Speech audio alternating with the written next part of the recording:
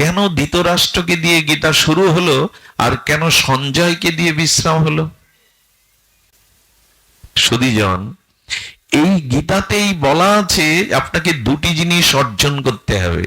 খুব মার্মিক কথা, যদি আমরা মন দিয়ে শুনি, একটু অলসতা ত্যাগ করে একটা জীবনের নূতন আলো, নূতন দিশা পেয়ে যাব। দুটি জিনিস হলো, অহংকার ত্যাগ করতে হবে, দ্বিতীয় আপনার জীবনে সংযম আসতে হবে। আমি দুবার বলছি কথাটি, কি কি বললাম? অহংকারকে ছাড়তে হবে এবং জীবনের সংযমতাকে গ্রহণ করতে হবে। তাহলেই কি হবে জানেন? তাহলে আপনার জীবন সফল শুধু হবে না, ভগবান আপনার দিকেই তাকিয়ে থাকবে। আচ্ছা, চিন্তাটা কোথায় আসে? চোখে মুখে, রক্ত মাংসে? চিন্তা কোথায় আসে? মনে। বাহ, আপনারা তো ভাগবত জানেন। চিন্তা কোথায় আসে? সুখ দুঃখের ধর্মটা চোখে মুখে শরীরে হাত পায় না, মনে। সুখ দুঃখটা আসে কোথায়? মনে। এখন প্রশ্ন হলো, মন আপনার না আপনি মনের? একটু একটু ভেবে দেখুন তো, মন আপনার না আপনি মনের? খুব কঠিন হবে ভাবতে গেলে, কারণ চিন্তাশীল ব্যক্তি ভালো করেই জানেন মন আমার কথা মানেও না, শোনেও না। মন যদি আমার হতো, আমার বশে থাকতো, আমি যা বলতাম মন তাই শুনতো। কিন্তু অনন্ত জন্ম ধরে আমি মনের কথা শুনে বেড়াচ্ছি, মন আমার কথা। মন কার তাহলে? আপনারা বলছেন না মানে মন আপনাদের, আমার নাই মন। তার মানে মনকে আমরা বশ করতে পারিনি। আরেকটা জিনিস শুনুন, মন যদি নিজের বশে না আসে, অনন্ত জন্মেও আপনি মুক্তি পাবেন না। এই মনেই বন্ধন আর মনেই মুক্তি। কি বললাম? মনেই বন্ধন, মনেই মুক্তি। মনই সকল কিছুর নির্ণয় করে দেয়। বলে একই জিনিস বন্ধন আবার মুক্তি, একই জিনিস ওপরে ওঠায় নিচে নামায়, একই জিনিস জন্ম মৃত্যু চক্রে ঘোরায় আবার মুক্তি দিয়ে দেয়। একটা দৃষ্টান্ত দিয়েছেন আচার্যরা। তালা লাগাই না আমরা প্রতিদিন, তালাটা যখন এইভাবে মোড়া দিই তখন কি হয়? লেগে যায়। আর যখন এইভাবে মোড়া দিই, যাতে লাগালাম খুলতে অন্য চাবি লাগে কি?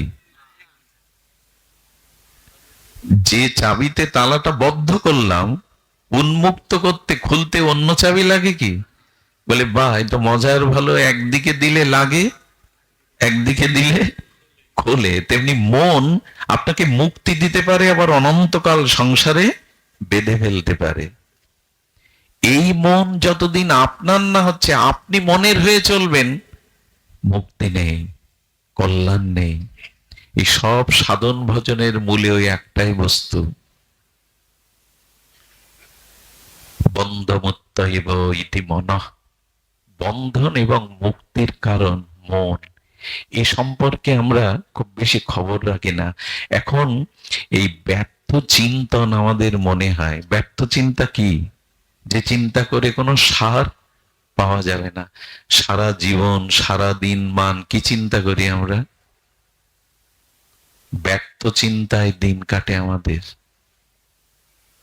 এজন্য এই আসলে লক্ষ্য করবেন, চিতার আগুন মৃতকে গ্রাস করে নেয়, আগুন লাশটাকে।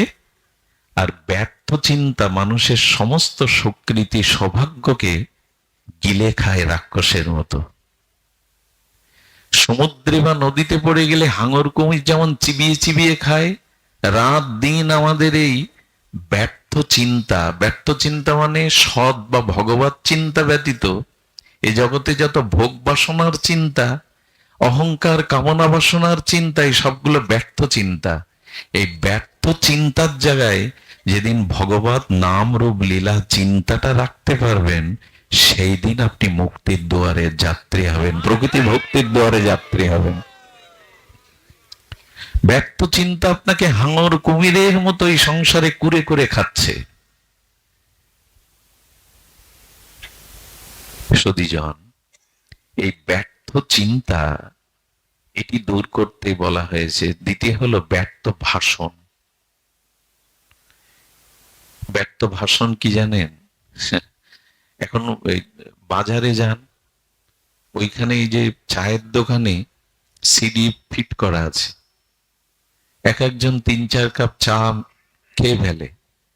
বিড়ির ধোঁয়াগুলো যারা ওর মধ্যে থাকে তার এটো ধোঁয়াগুলো সব গায়ে গিয়ে পড়ে।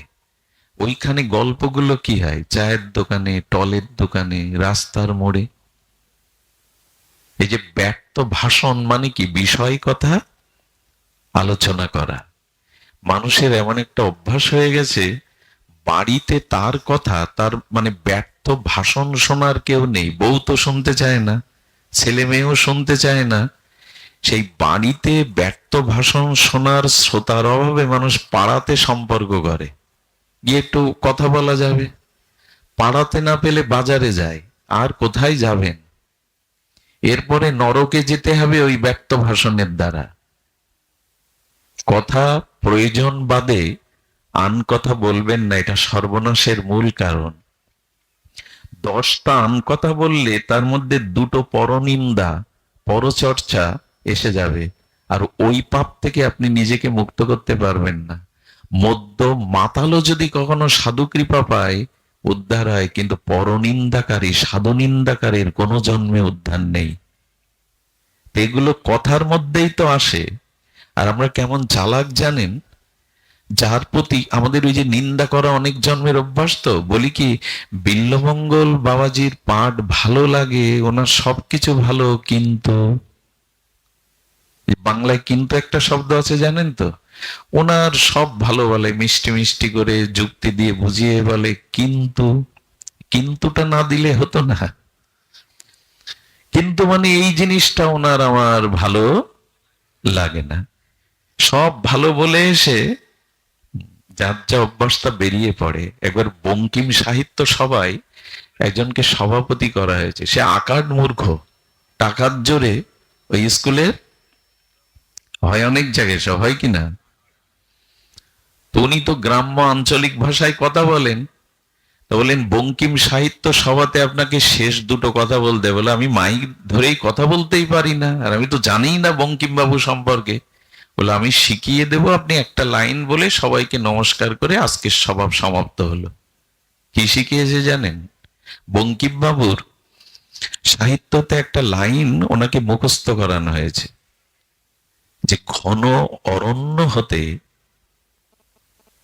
কৃষকায় কালো শৃগালটি বাহির হইয়া পলাইয়া গেল। তো আজ আমাদের জীবনের যেন এমনি করে অবিদ্যা অন্ধকার পালিয়ে যায়। আপনাদের প্রতি নমস্কার, আজকে সভা সমাপ্ত। উনি কি বলেছেন জানেন? বলেন ঘন অরণ্য হইতে কৃষকায় কালো শৃগালটি বাহির হইয়া কোথায় যে পলাইলো বেরিয়ে পড়েছে। বুঝতে পারছেন তো? আঞ্চলিক ভাষাটা পলাইলো হয়নি, কারণ যার যা ভেতরে ভাব ভাষা হয়ে তাই বেরিয়ে পড়ে। যত আটকাতে চেষ্টা করেন, তো 10টা আন কথা বললে তার মধ্যে 2টো সাধু নিন্দা, পরনিন্দা, পরচর্চা, সাংসারিক কথা এসেই যাবে। দয়া করে ব্যক্ত ভাষণ বন্ধ করুন। আন কথা বললেই অপরাধ হয়ে যায়।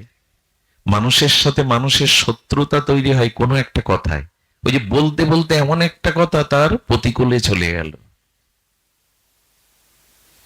এজন্য কথা যদি বলতে হয়, ইষ্ট কথা বলুন, ভগবত কথা বলুন, সৎ কথা বলুন। আন কথার পরিণাম বুঝেছিল কইকেয়ী।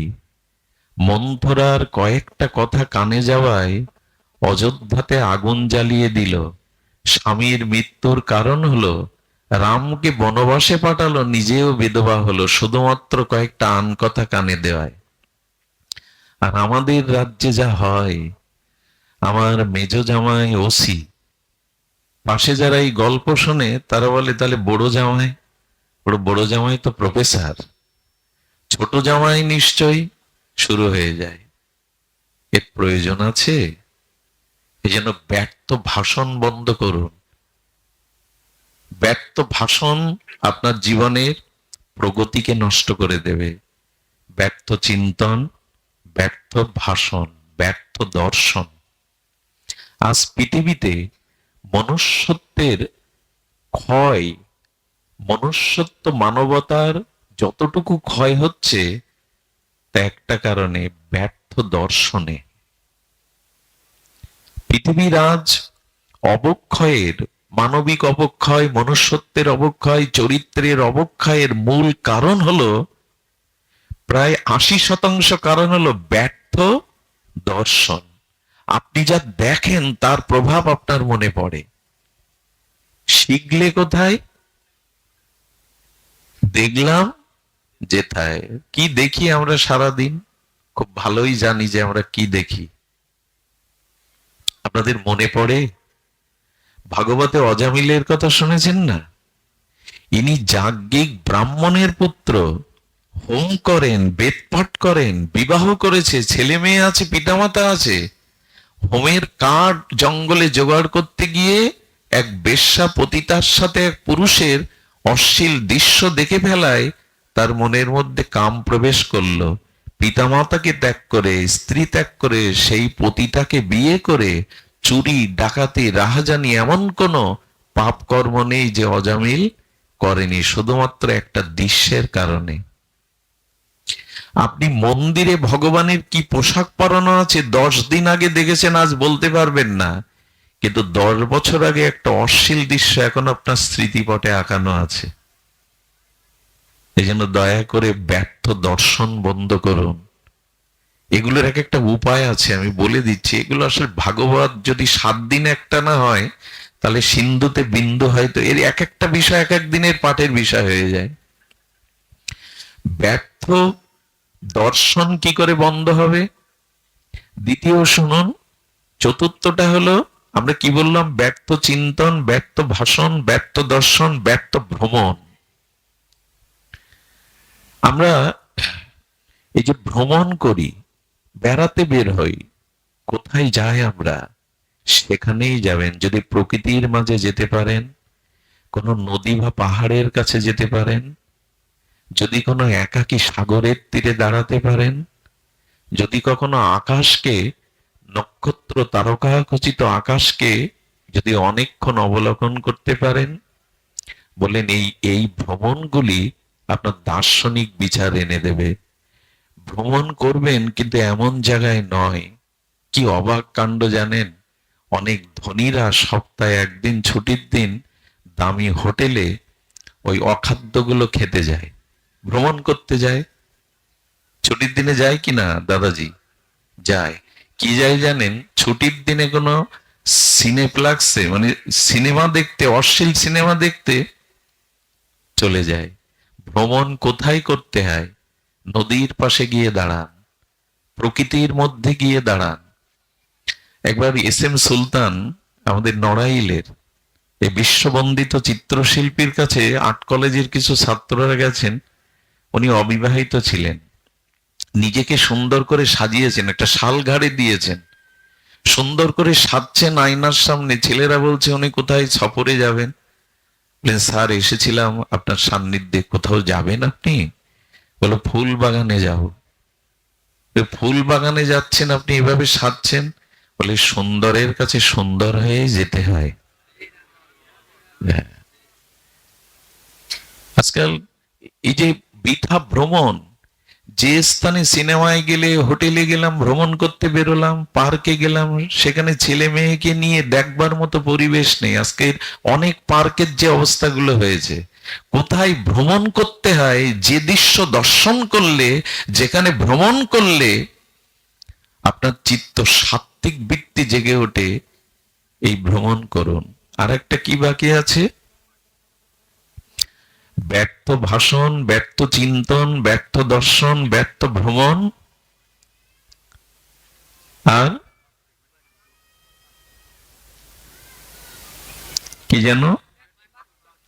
হ্যাঁ, তো এই কটি নিরসন করার জন্য আবার উপায় আছে। লোহা দিয়ে লোহা কাটতে হয়। ব্যর্থ চিন্তন দূর করতে হয় ভগবানের নাম রূপ লীলা চিন্তা দিয়ে। যখনই ব্যর্থ চিন্তা আসবে, দুধগুলো উদলে উঠতে থাকলে মায়েরা কি করে? কয়েক ফোঁটা। যখন ওই ব্যর্থ চিন্তাগুলো আসছে, তখন ভগবানের নাম রূপ লীলা এগুলি মনকে দিন। ব্যর্থ চিন্তা দূর হয়ে যাবে। ব্যর্থ ভাষণ দূর করবার জন্য কি করবেন? ভগবানের নাম সংকীর্তন করবেন, জিহ্বা নাড়িয়ে নাড়িয়ে, তাহলে অন্য কথা স্তীমিত হয়ে যাবে। ব্যর্থ দর্শন বন্ধ হবে কি করে?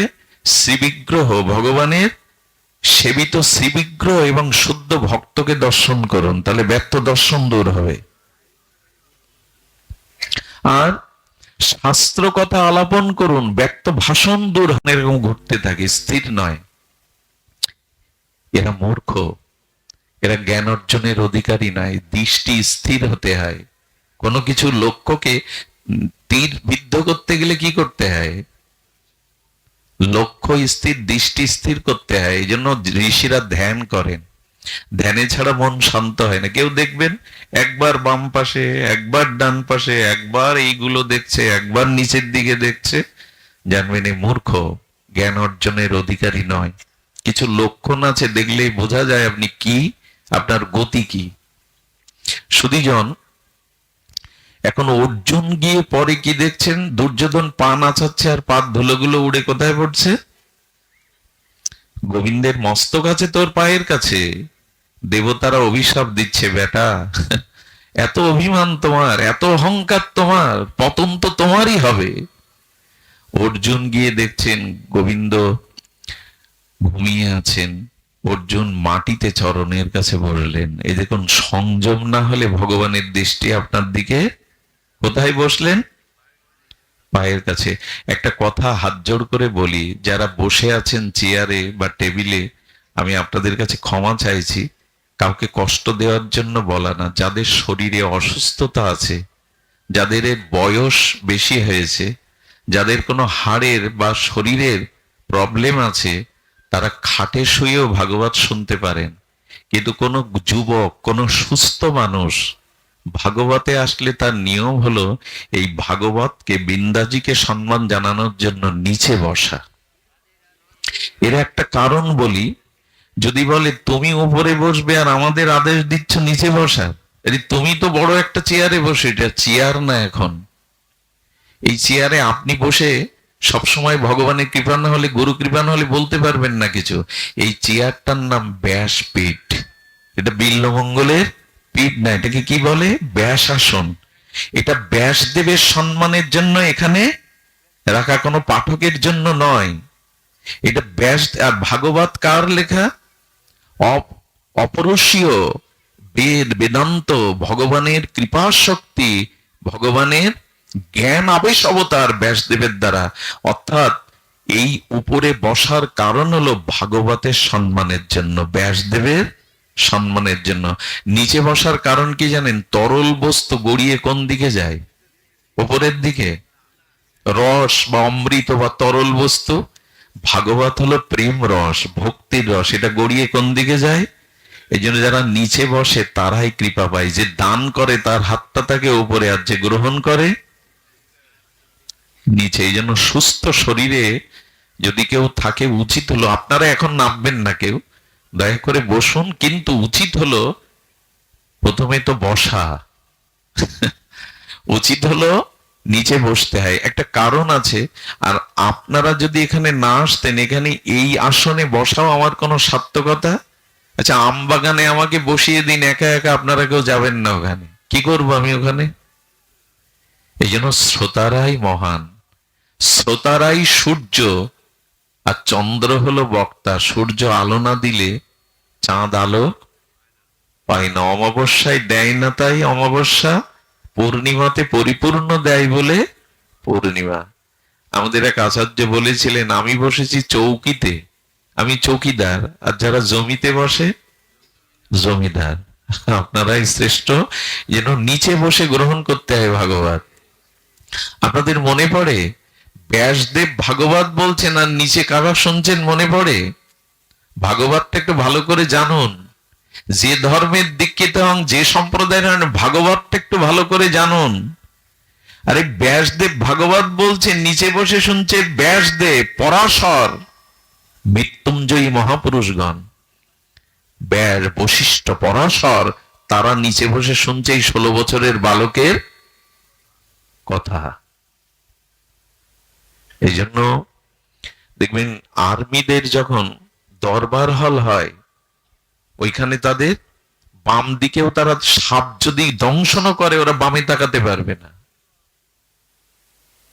এই জন্য ভাগবতে বসার, ভাগবত আসন গ্রহণ করা, অর্জুন গিয়ে কোথায় বসলো? চরণের কাছে। আর দুর্যোধন মনে মনে ভাবছে কখন ঘুম থেকে উঠবে, কতক্ষণ আমাকে বসতে হবে। আর অর্জুন কি ভাবছে জানেন? যদি তার রাঙা চরণটা একটু সেবা করতে পারতাম, আর একটু সুখে তিনি ঘুমাতে পারতেন। এই দেখুন, মাটিতে বসে চরণের দিকে তাকিয়ে তার সুখের চিন্তা করছে। সংযম না হলে অর্জুন কি যেন তেন? একই সত্য, সত্য দুই হয় না, একই সত্য অর্জুন রূপে আর কৃষ্ণ রূপে প্রকাশ হয়েছে। আচ্ছা, এই যে গোল, একটা গোল বাল্ব জ্বলছে আর ওই টিপটা লম্বা, বিদ্যুৎ কি লম্বা বা গোল? একই সত্য বিদ্যুৎ, কিন্তু যে আধারে যাচ্ছে সেখানে আকার দান। একই সত্য ভগবান অর্জুন রূপে আর কৃষ্ণ রূপে প্রকাশ হয়েছেন। সাধারণ নয় অর্জুন, জগৎকে দেখাচ্ছেন কোথায় বসতে হয়। ভগবানের চরণে বসে রাতুলো আতুলো রাঙা চরণের জন্য সেবায় ব্রতী। যদি সেবা করতে পারতাম আরো ঘুমাতেন। গোবিন্দ দেখলেন আর অপেক্ষা নয়। যে বললাম, কাঁথা ঘুমের থেকে উঠতে গেলে কোন দিক দিয়ে ফেলতে হয়? মুখের দিক দিয়ে। দেখেই কাকে দেখলেন? আগে এসেছে কে? দেখলো আগে কাকে? কারণ কি? কারণ সংযম। অর্জুন চরণের অহংকার ত্যাগ করেছে প্রথমে, আর দ্বিতীয়ত ধৈর্য ধরে ভগবানের চরণ সেবার চিন্তা করছে। নিজের আশার জন্য না, নিজের সময়ের জন্য না। যার জীবনে সংযম আছে, যার জীবনে অহংকার ত্যাগ হয়েছে, গোবিন্দর দৃষ্টি কার দিকে পড়বে? তবে তার দিকে। এর থেকে বড় দৃষ্টান্ত আর আছে? যেই বলেছে অর্জুন তুমি কুশল তো, কখন এসেছো? সবই তো জানেন ভগবান, কি চাই বলো। সঙ্গে সঙ্গে মহামানী দুর্যোধন বলছেন, আগে এসেছি আমি, কিছু দেওয়ার হলে আগে তো আমার সাথে কথা বলবেন। দুর্যোধন, তুমি আগে এসেছো, কিন্তু দেখেছি তো অর্জুনকে। ভগবান সংকেত দিলেন যার অভিমান অহংকার নেই, যে আমার সংযমী। অর্জুন কেমন সংযমী জানেন? আমার মুখে কথা মানায় না, তবু বলি। অর্জুন একবার স্বর্গে গিয়েছিলেন অস্ত্রবিদ্যা শিক্ষার জন্য। স্বর্গের মেনকার রূপে ইন্দ্রিয় বশীভূত হয়ে গেছিলেন। সেই মেনকা নিজেকে সুন্দরী, একে তো সুন্দরী, সুসজ্জিতা করে কাম উদ্দীপ্ত হয়ে গভীর রাতে অর্জুনকে প্রেম নিবেদন করেছিলেন। অর্জুন নেমে এসে প্রণাম করে বলেছিলেন, আপনি স্বর্গের দেবতাদের মনোরঞ্জন করেন, এই হেতু আপনি আমার মা, আমার প্রণাম নিন। মেনকা, তিনি বলেছিলেন, মেনকার স্বর্গের অশ্বরী রূপযৌবন কান উদ্দীপ্ত সিঙ্গার দেখে যে মা বলে প্রণাম করতে পারে, বিশ্বজয় এর দ্বারাই সম্ভব, দুর্যোধনের দ্বারা না। এই জন্য জীবনে অহংকার ত্যাগ করুন আর সংযম আনুন। দুটি জিনিস সংযম না করলে কোনো কালেই এই 1000 বার ভাগবত শুনলেও বিবেক জাগবে না। এক চোখকে আর এক জিহ্বাকে। কলিযুগে বর্তমান প্রেক্ষাপটে সব নষ্ট হয়ে গেল দুটো রিপুর কারণে, এক যৌন, এক অন্ন। কি করে ভালো মন্দ জিহ্বায় খাবো আর কি করে ভোগ করব। এই দুটি জিনিস বন্যা হলে কি হয়? চারিদিকে জলময় হয়ে যায়।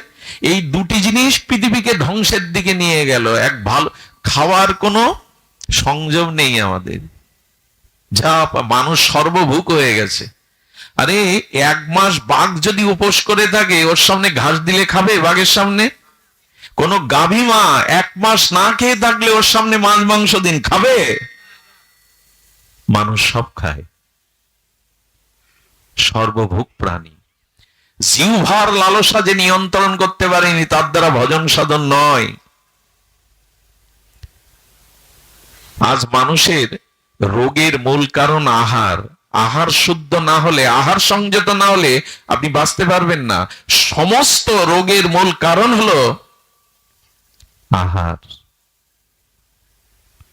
জিহ্বা সংযত আর কাম, এই দুটি জিনিসের অভিশাপ মহাপ্রভু বলে দিয়েছেন তিনি প্রেমাবতারে এসেছিলেন হরিনাম প্রেম বিতরণ করতে, কিন্তু সেই মহাপ্রভু বলেছিলেন দুইজন ব্যক্তি কৃষ্ণ পাবে না। আর আপনারা এই এত পাঠের মধ্যে যেন এইসব আবার প্রকাশ করবেন না, দুইজন ব্যক্তি কৃষ্ণ বলে দিয়েছেন মহাপ্রভু পাবে না, এইসব যেন প্রচার করবেন না। পুরোটাই প্রচারের মূল বস্তুটা দিবেন, এটা প্রচার। ওই একবার দেখি মোবাইলে নেটে দেওয়া আছে মহাপ্রভু বলেছেন দুইজন ব্যক্তি কৃষ্ণ পাবে না। এইভাবে বলা নেই ব্যাখ্যাটা। এই দুটো জিনিস সংস্কার হলেই পাবেন। আপাতত এই দোষ আমার আছে, এটি সংস্কার হলেই পাওয়া যাবে। কি বলা আছে? জিহ্বা অতি লোভময় ইতি উতি ধাই শিষ্ণ দর পরায়ণ কৃষ্ণ নাহি পায়। মহাপ্রভু বলছেন যার কামবেগ দমন হয়নি আর যার জিহ্বার লালসা দমন হয়নি, ইনি কোনো কালেই কৃষ্ণ পাওয়ার অধিকারী নন। যৌন কি আর আমরা সত্যটাকে ঢেকে দিতে চলেছি। দেখুন, কপটতা থাকলে ভগবান পাওয়া যায় না, সরলতাই ভগবান প্রাপ্তির উপায়। কপট কাকে বলে জানেন? কপট আর কপট। কপট বলে ঘরের দরজাকে। দরজা দিয়ে দিলে ঘরে কি আছে আর দেখা যায়? ঢেকে দেওয়ার জন্যই তো দরজা। ঘরে কি আছে এটা ঢেকে দেওয়ার জন্যই দরজা।